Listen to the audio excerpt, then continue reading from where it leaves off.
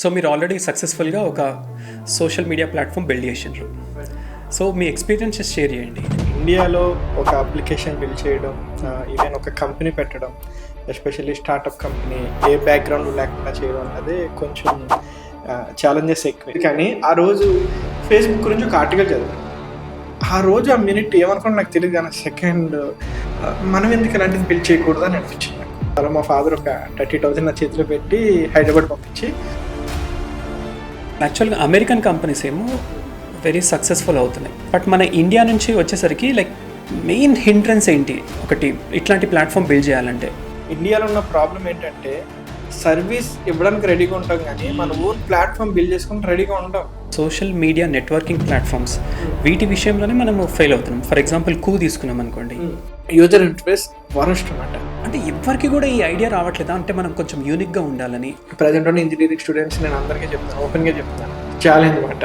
ఎవరికి ఏమీ రావు, ఆడు పాస్ అవుతాడు, చదువుతాడు అంతే, only for the sake of certificate అంతే. వాడు ఎవడో చేసి ఫేస్బుక్, వాడు ఎవడో చేసిన ఇన్స్టాగ్రామ్, వాడు ఎవడో కూడా ఇది తెలియదు, వీడు మొత్తం పర్మిషన్ ఇస్తేనే కదా. ఈవెన్ ఆధార్ టైంలో కూడా ఇదే ఒక క్వశ్చన్ వచ్చింది, నువ్వు ఆధార్కి ఇవ్వడానికి భయపడుతున్నావు బట్ ఫేస్బుక్కి ఇస్తున్నావు, గూగుల్కి ఇస్తున్నావు, మన ఇన్ఫర్మేషన్ మొత్తం వాళ్ళ దగ్గర ఉంది. వాళ్ళు ఎప్పుడైతే ఫండింగ్ ఇస్తారనే టైంలో ఈ కోవిడ్ రావడం, మొత్తం లాక్డౌన్, సో ఇంకా ఆఫీస్ లేదు, అందరూ కూడా రిమోట్లో వర్క్ చేసుకోవడం. సో టైంలోనే మా టీం మొత్తం కొలాప్స్ అయిపోయింది.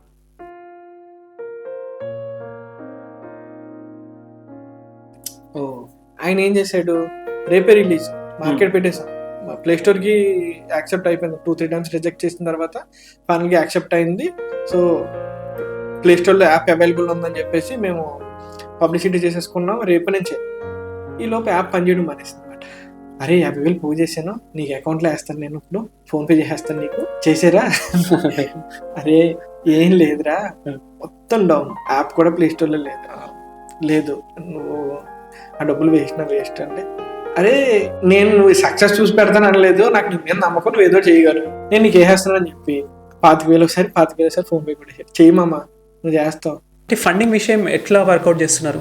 వన్ డే కోవర్కింగ్ ల్యాబ్స్ అంటే every startup is an experiment. For every experiment need a lab.